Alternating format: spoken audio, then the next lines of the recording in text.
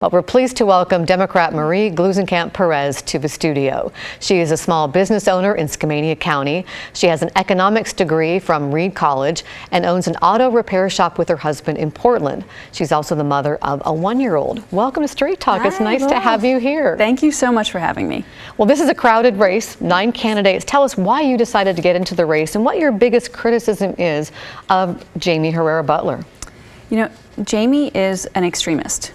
She urged the Supreme Court to overturn Roe, and then she celebrated the collapse of our rights by voting against contraception.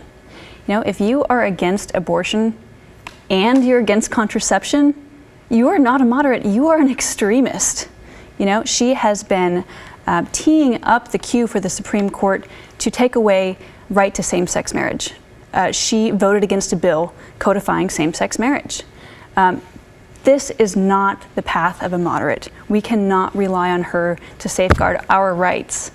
You know, as a small business owner, it has been so offensive to me to see her invite us to the job fairs when the paper mill shut down.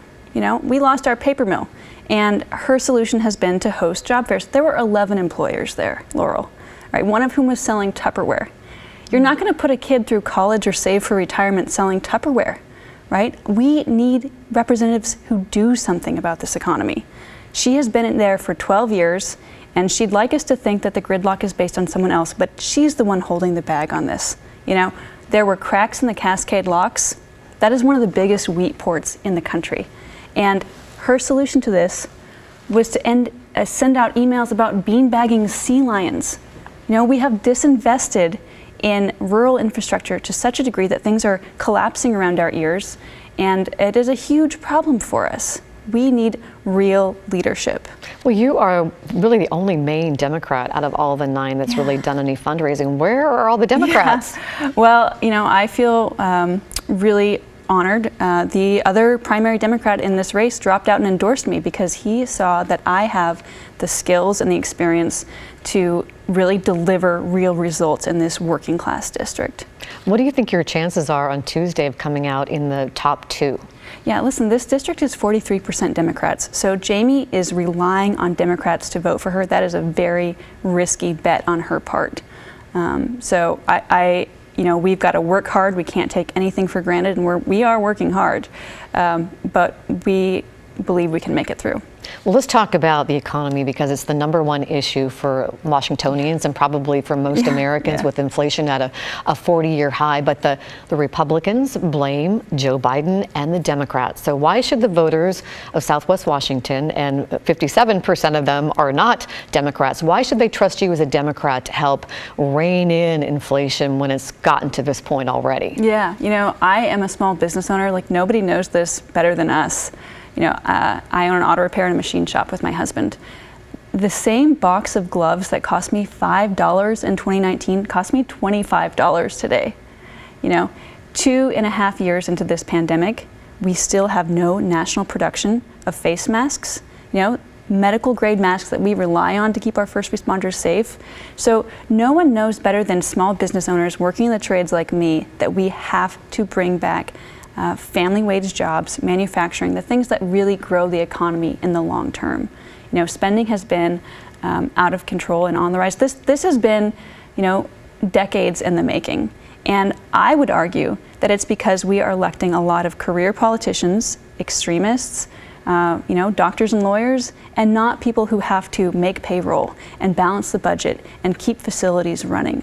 So if we want to see a return to solvency, we have got to have small business owners like me in office. We heard Jaime Herrera Beutler say that they shouldn't elect the Democrat, you, because of big spending. That Democrats are trying to pass all these big spending bills. We had spent trillions during the pandemic, and that has fueled inflation, and that Democrats can't be trusted. She says there needs to be a balance, a check and balance with Democrats in control right now of Congress. What's your response to her? I mean, she has voted lockstep with the administration that led us here. You know, I mean, her record is very clear in not delivering for this district. She would love to pass the buck, but she's the one who's been there for over a decade. You know, and so the position we're in today, she's the one holding the bag for that. We have got to elect different people if we want different results, and that's what I bring to this table. You know, I'm sure, we want to talk about aging infrastructure like the dams, and our cascade locks, like our bridges. I drive across that bridge every day, and I would really like to know that it's not going to fall out from underneath me when I do that.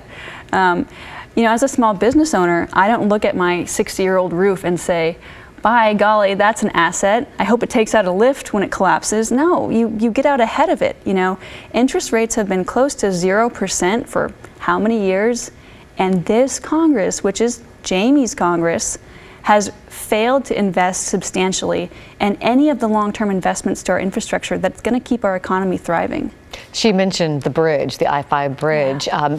She has been opposed to it. She didn't want light rail or tolls. She said she was representing her district. Where are you on that I-5 bridge replacement is moving forward now, and they are planning light rail. Where are you? Do you support the I-5 bridge? Yeah. What are we going to wait for a school bus to fall through it before we fix it? I mean, this is silly. These are family wage jobs. They're American jobs. And, Washington State can be a leader in the trades if we invest properly. Do you support light rail on that new bridge? I think it should certainly be light rail ready, which is the plan right now. And what about tolls? It's so controversial, but the people who are designing this say that tolls are necessary to help pay for it, also to control congestion.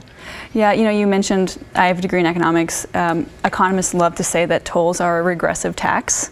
I was really relieved to hear from the mayor of Vancouver that there will be similar to a voucher program. If you are on a fixed income, there's going to be a path for you not to have tolls on that bridge. So I'm going to go back to manufacturing because I know that's really important to you.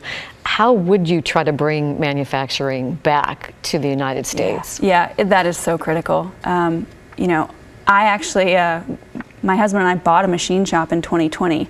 It was one of the machine shops that we relied on, and they were going out of business because their two guys were retiring, and they couldn't find an apprentice. I mean, that is a huge, I can keep a Honda Civic running for 500,000 miles if I've got good parts, and the reality is we are not getting quality parts from manufacturers in China frequently. We have got to have quality American parts to keep the cars running that drive our middle-class Americans to work every day. So it has got to come from career and technical education, making sure that our kids are graduating with the skills they need to be successful in the trades. These are family wage jobs. Nobody in China is going to build a porch for you or wire in a heat pump for you. These are American jobs that can't be offshored, and we've got to be empowering our students to be successful in those trades. When you talk about kids, I know child care is an issue for you. You have a 1-year-old, you've dealt with it. What would you do if you were in Congress to try to address the concerns that a lot of parents have for child care? It is awful right now. People are spending like $15,000 a year if you can even get a spot in daycare right now. I mean, it is so challenging. Since 2019, 1 in 10 child care facilities shut down. 1 in 10 child care. So, you want to talk about workforce participation. There's a huge flag. We have got to have childcare. And one of the reasons that people aren't going into this field is because they can't afford to. These are low, not always high-paying jobs.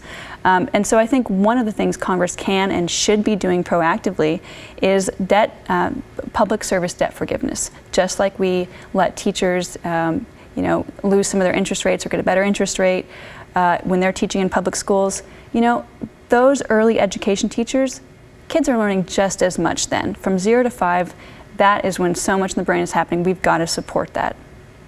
Another top issue for Washingtonians, there's a new Washington State poll out that shows voters overwhelmingly support a ban on assault-style weapons by nearly 2-to-1 margin. Would you support a ban on assault-style weapons? Listen, I support the Second Amendment. I am a gun owner.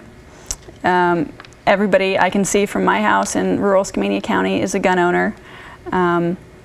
But we know that we are in a terrible place right now. I think about these school shootings. I think about sending my own son to school. What we're doing right now isn't working, and so absolutely we need to be investing in things like red flag laws. Okay, I'm going to bring you back to the ban on assault-style weapons. I think Do you support that? I think that needs to come from the community, and what I'm seeing right now is that there is not that grassroots support for it. But in Washington State in general, they say 2/3 of the people support it, and you're trying to be a leader in your area, so you kind of have to take a stand. Right now, I would not support it. Would not support it. Well, let's talk about abortion, because the other candidates in this race are pro-life, and the Supreme Court overturned Roe v. Wade, as you know. How important do you think this issue is in the race?